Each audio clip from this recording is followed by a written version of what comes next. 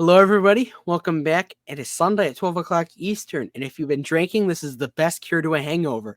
It's the Cash Flow Kings Weekly Recap, where we share buys, sells, dividends, and any transactions of the week.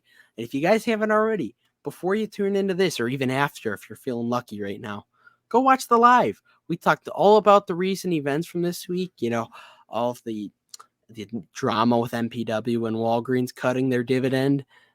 We talked about, more dividend stocks, giant dividends we received. It's the best place to be on Saturdays.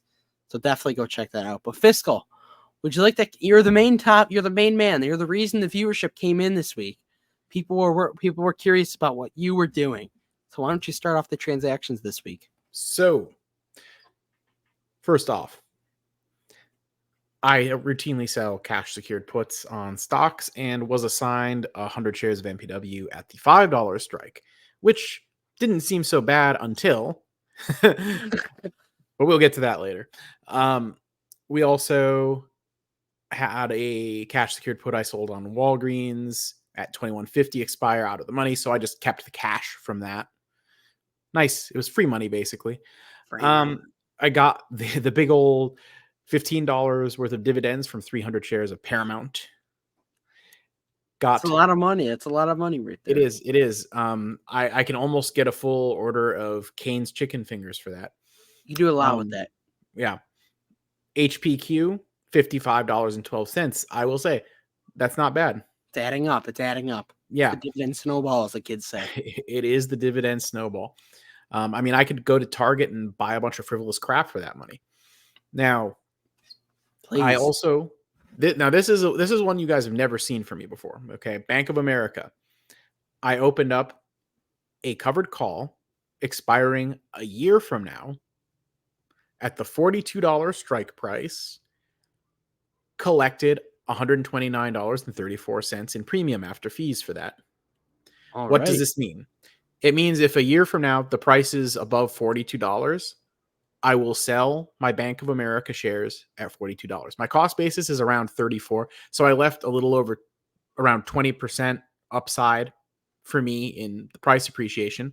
I will continue to collect the dividends along the way, but for doing this, I also got basically $130 upfront.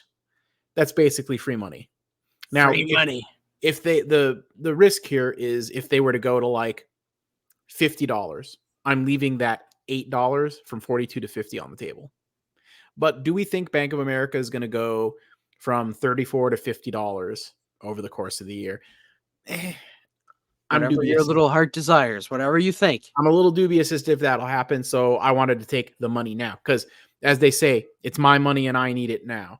Anyways, speaking of my money, Smith & Wesson. Oh, so these aren't the only guns. All right.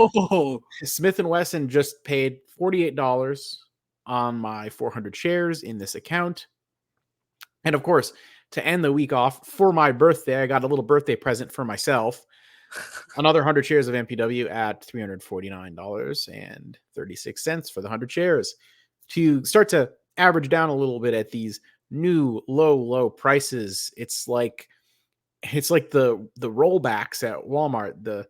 You just can't beat this price unless it goes even lower. So Fiscal. Yeah. I think, this week it's been covered with a lot of scrutiny. Would you like to put out almost a statement for MPW and all the people who are slandering your name over it? Listen, MPW is a heavily shorted stock. The short sellers keep attacking it at every turn. But unlike that garbage like GameStop and AMC, this is a company that has an actual balance sheet with real assets on it. Suckers.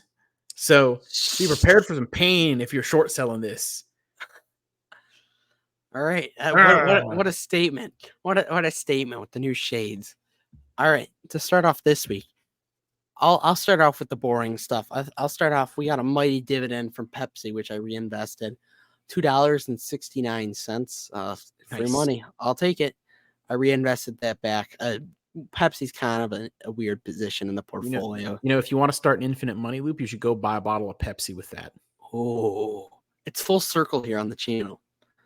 Before I get to our other dividend, which is a really big one this week, we'll go to the second most fun thing I did this week. I put $50 into Union Pacific at $239. Now, I got a little case of Ryan Bionitis, which is what I call when Ryan wants to buy stocks, but let's just say there's not a whole lot of deals. I like to consistently invest my money, and I thought, UMP's at a fair price. I was buying at $238, so I buy at $239. That's what real men do. I have a lot of cash on hand, so why not just, put my toes in the water?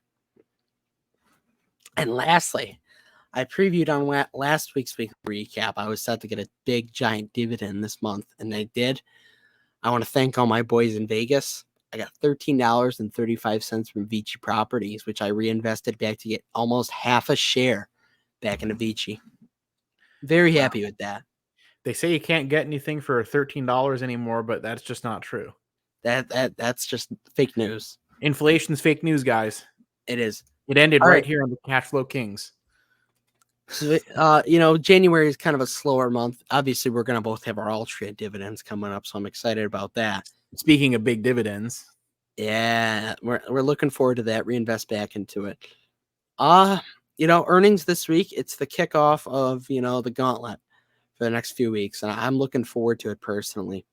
Nothing too wild. I don't think is that the same Albertsons as Kroger's Albertsons companies? I think it might be. So I think it is. Yeah, I think could have an impact on my. Wait, actually, is it just say Albertsons or does it say Albertsons Safeway? Albertsons companies. Might need to Google that. Yeah. We got Concrete Pumping Holdings. So if you're a concrete bull, there you go. On Friday, though, that's Delta Airlines. What do you think? That's the big one on Friday. BlackRock, JP Morgan, UNH. These are legitimate stocks to watch. It feels good to be back. Yeah. UNH, it's a stock that I've been looking at eventually. The right price though, so we'll be watching all of those this week. Anything pop out to you though? I know the shades are covering it up a little bit. I know. Also, my eyesight is terrible, but I'm not really seeing anything that I own as far as I can see, just taking a glance at this. But, I do think maybe Citi will be interesting because I've been hearing some rumors that banks might be in for another bad year again, that there might be like another second wave of problems because of commercial real estate. So curious to see if Citi says anything about that, or if any news comes out or any stocks start dropping after their earnings. Because if there's an issue, something might come to the surface. I'm not a big banks guy. I never got into it. Yeah, I'm not too crazy about them. I mean, I've had them since last year, and I sold that covered call kind of as a symbolic, like, I don't necessarily mind getting rid of this. So there you go. All right, ladies and gentlemen, those are our weekly transactions for the week where we share buy sells dividends. It's the best place to be, the second best place to be, besides if you're not coming on Saturday night, 8:00 Eastern, best place to be. Fiscal, where can people find you? On another one of the top 3 or 4 best places to be, which is my channel and my Discord. All right.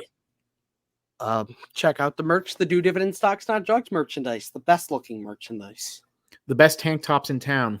Can make you look very big. Thank you, everybody. About tank tops. Thank you, everybody. And remember, Do Dividend Stocks Not Drugs, and always remember, cash flow is king.